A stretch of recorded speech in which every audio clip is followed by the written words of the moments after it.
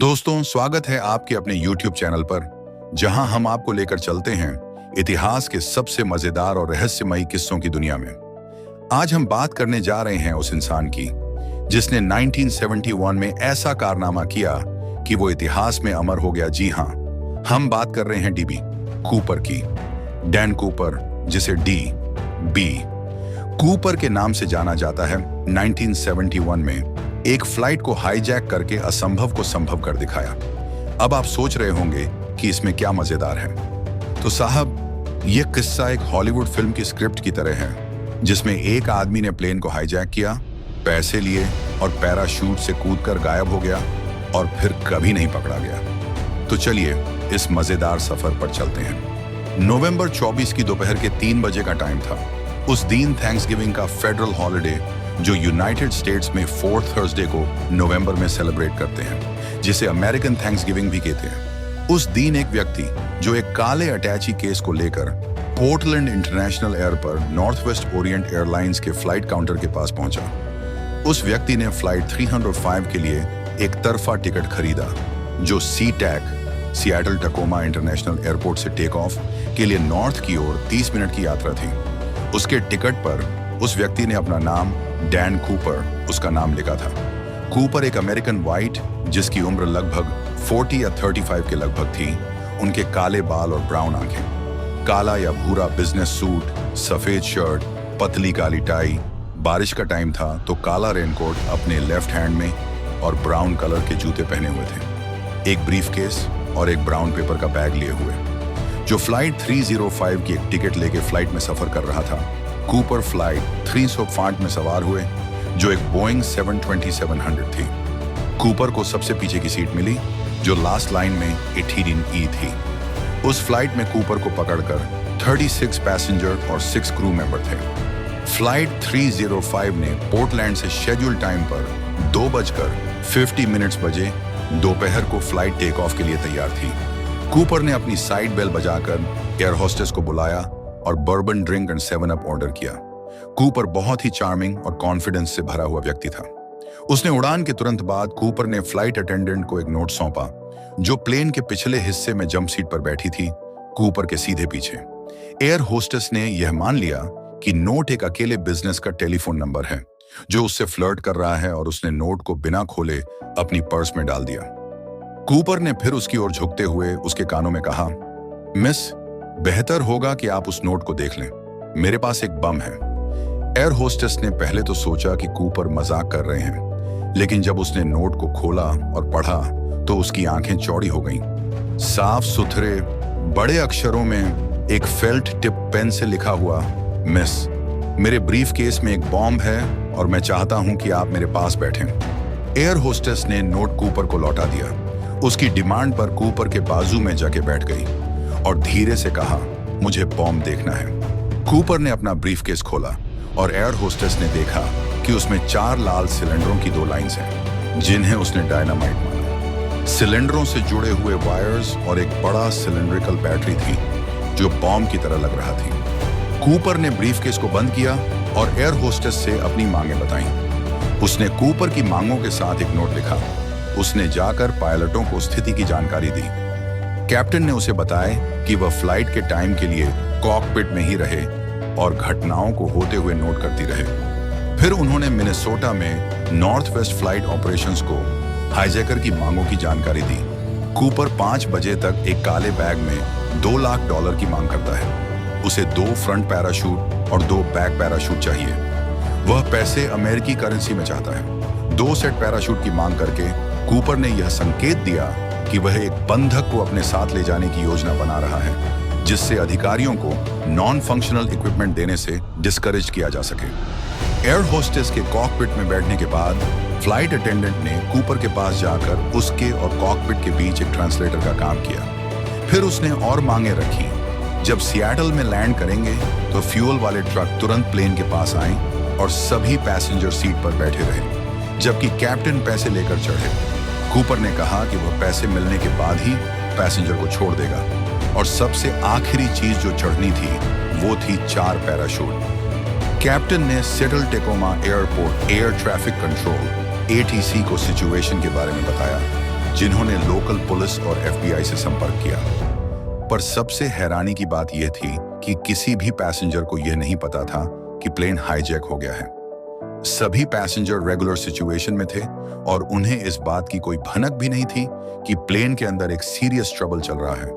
Passenger देख रहे थे कि प्लेन लगातार एयरपोर्ट के ऊपर चक्कर काट रहा है। उन्होंने नोटिस किया कि प्लेन एक ही एरिया में बार बार घूम रहा है और यह सिचुएशन सामान्य से अलग लग रही थी। कई पैसेंजर को यह सिचुएशन अनयूजुअल और सीरियस लगी, लेकिन उन्हें इसकी वजह का सही पता नहीं था। कुछ पैसेंजर ने आपस में अनुमान लगाया कि शायद कोई तकनीकी समस्या है या मौसम की वजह से देरी हो रही है। तभी कैप्टन ने अनाउंसमेंट कि उनका सिएटल में एक छोटी सी तकनीकी समस्या के कारण डिलेड होगा।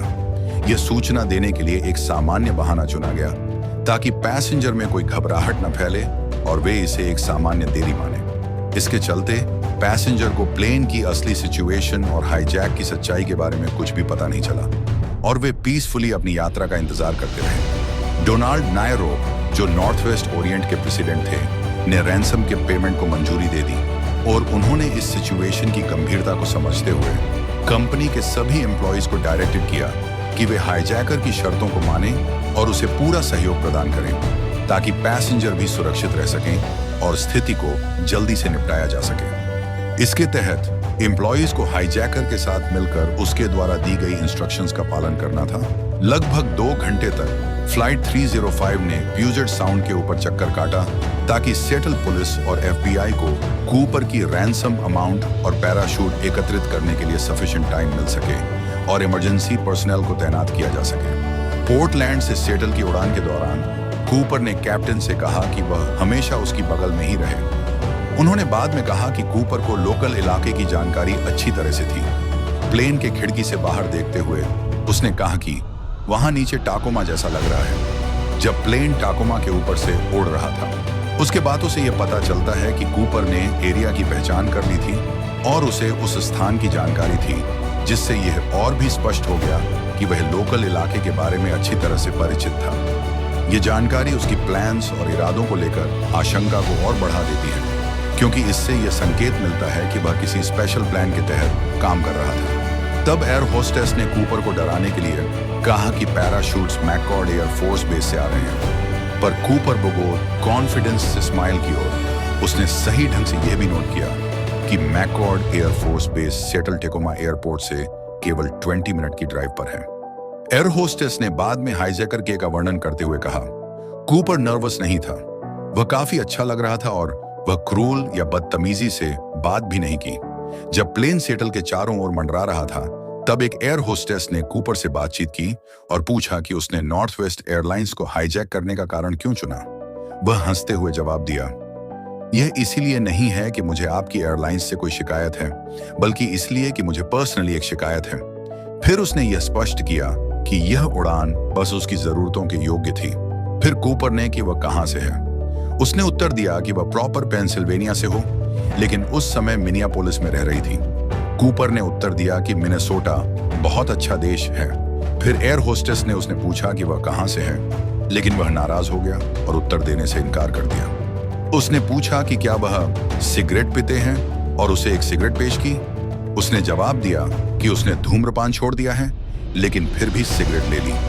एफबीआई एजेंटों के साथ अपने इंटरव्यू में पैसेंजर जॉर्ज लेबिसोनियर ने कहा कि वह कूपर के ठीक पीछे के बाथरूम में कई बार गए।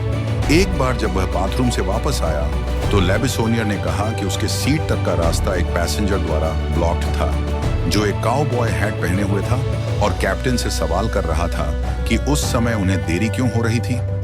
लेबिसोनियर ने कहा कि कूपर शुरुआत में उस बातचीत से मनोरंजनित था, लेकिन फिर चिढ़ गया और उस आदमी से कहा कि वह अपनी सीट पर वापस जाए, लेकिन काउबॉय ने कूपर की अनदेखी की और कैप्टन से सवाल पूछता रहा। लेबिसोनियर ने दावा किया कि उसने अंततः काउबॉय को अपनी सीट पर वापस जाने के लिए मनाया। कैप्टन का इस बातचीत का वर्जन लेबिसोनियर से डिफरेंट था। उसने कहा कि एक पैसेंजर उसके पास आया और पढ़ने के लिए एक स्पोर्ट्स मैगजीन के लिए पूछा, क्योंकि वह बोर हो रहा था। तभी कूपर ने भी पूछा, अगर वह एक स्काई मार्शल है तो मैं और नहीं चाहता, लेकिन उसने उसे कॉन्फिडेंट किया कि उस उड़ान पर कोई स्काई मार्शल नहीं था। $2 लाख की ransom Seattle first national bank से एक बैग में प्राप्त की गई, जिसका वजन लगभग 19 पाउंड था। यह पैसा 10,000 बिना मार्क $20 के नोट, जिनमें से मेजॉरिटी के सीरियल नंबर एल से शुरू होते थे, जो सैन फ्रांसिस्को के फेडरल रिजर्व बैंक द्वारा जारी होने का संकेत देते थे, FBI द्वारा माइक्रोफिल्म पर पेंटेड किया गया। लगभग 5:24 पर कैप्टन को सूचित किया गया कि पैराशूट एयरपोर्ट पर पहुंच गए हैं और उन्होंने कूपर को बताया कि वे जल्द ही लैंड करेंगे। 5:46 पर फ्लाइट 305 सिएटल टैकोमा एयरपोर्ट पर उतरी। कूपर की परमिशन से कैप्टन ने प्लेन को मुख्य टर्मिनल से दूर एक पार्शियल रूप से रोशनी वाली रनवे पर पार्क किया। कूपर ने मांग की कि केवल एक एयरलाइन रिप्रेजेंटेटिव पैराशूट और पैसे लेकर प्लेन के पास आए और एंट्री और एग्जिट का एकमात्र रास्ता मोबाइल एयर सीढ़ियों के माध्यम से प्लेन का सामने का दरवाजा होगा। नॉर्थवेस्ट ओरिएंट के सिएटल ऑपरेशंस मैनेजर अल्ली को कुरियर बनने के लिए चुना गया।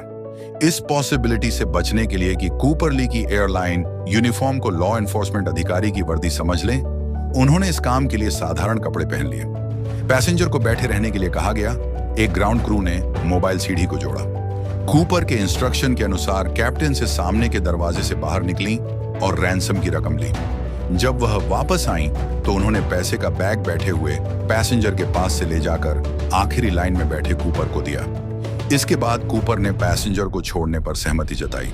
जब पैसेंजर प्लेन से उतर रहे थे, कूपर ने पैसे की जांच की।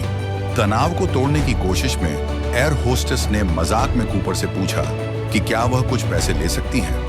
कूपर ने तुरंत सहमति जताई और उसे पैसों का एक पैकेट दे दिया, लेकिन उसने तुरंत पैसे लौटा दिए और समझाया कि टिप्स लेना कंपनी की पॉलिसी के खिलाफ है।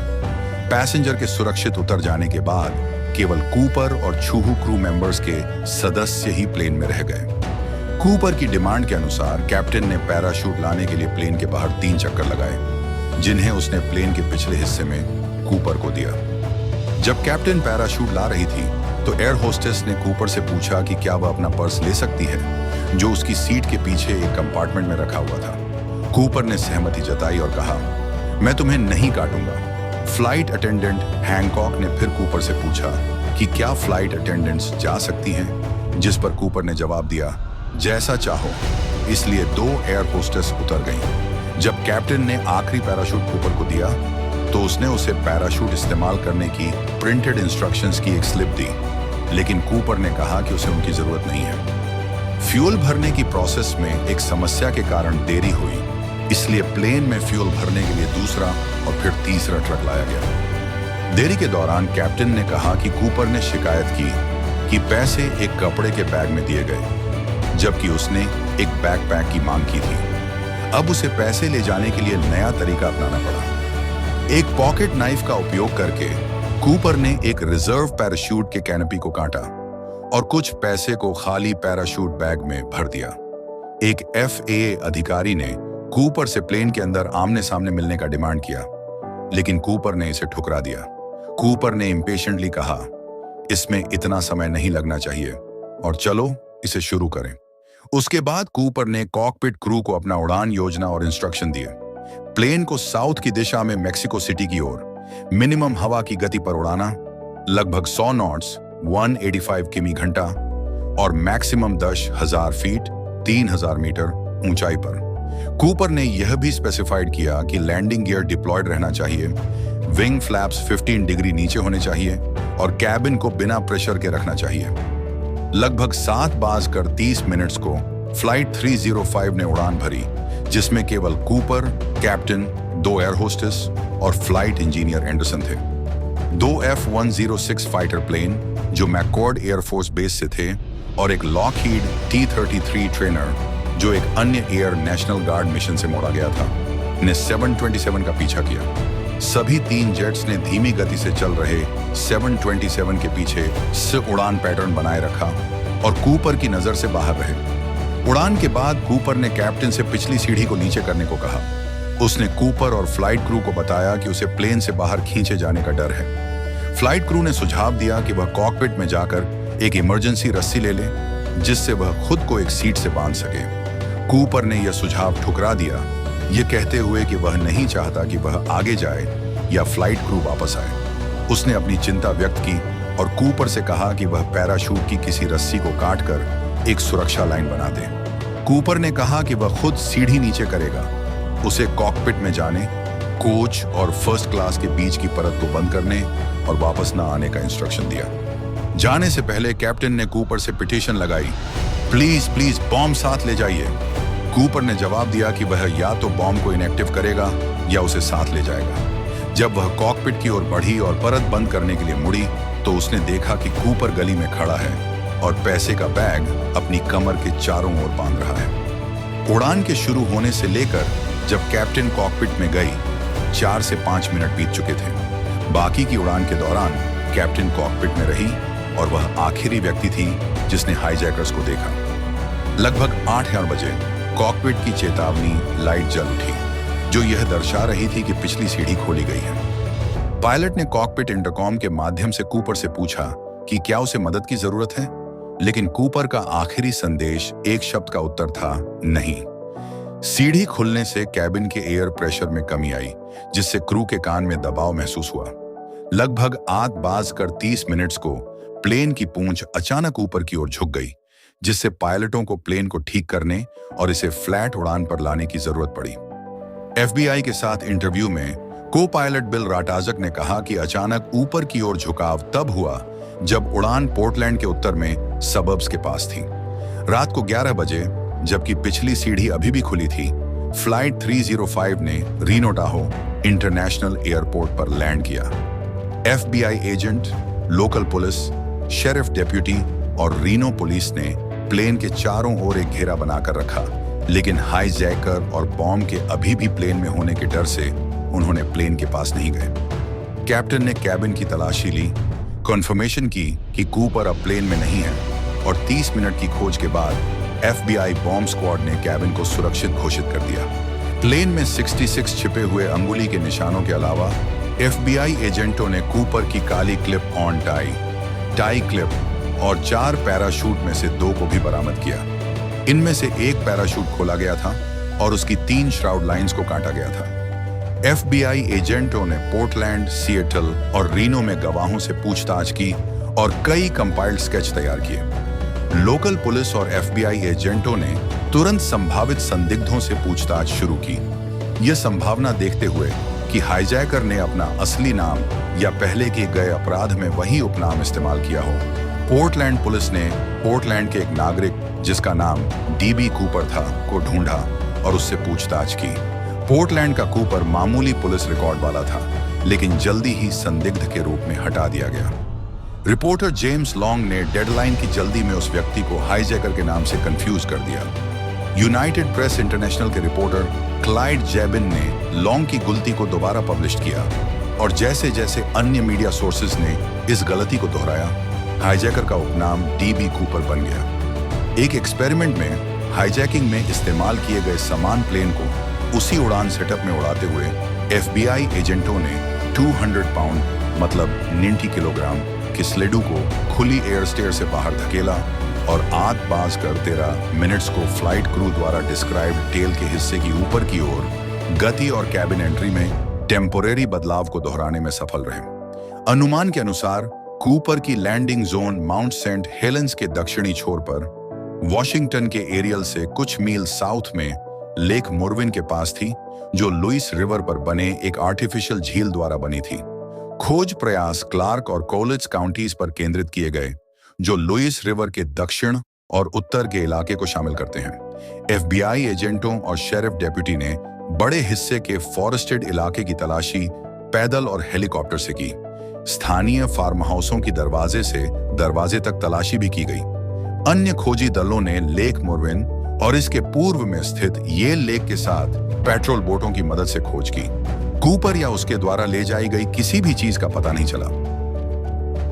हाईजैकिंग के 1 महीने बाद FBI ने रैंसम के सीरियल नंबर की सूचियां डिस्ट्रीब्यूटेड की और नॉर्थ वेस्ट ओरिएंट ने $25,000 तक का इनाम दिया। 1972 में सीरियल नंबर जनता के लिए जारी किए गए। कुछ लोग जाली पैसे से ठगी में शामिल हुए। 1973 में रैंसम के पैसे की खोज जारी रही, लेकिन कोई असली बिल नहीं मिला। 1975 में एयरलाइन को 18 लाख की अमाउंट का इंश्योरेंस पेमेंट मिला।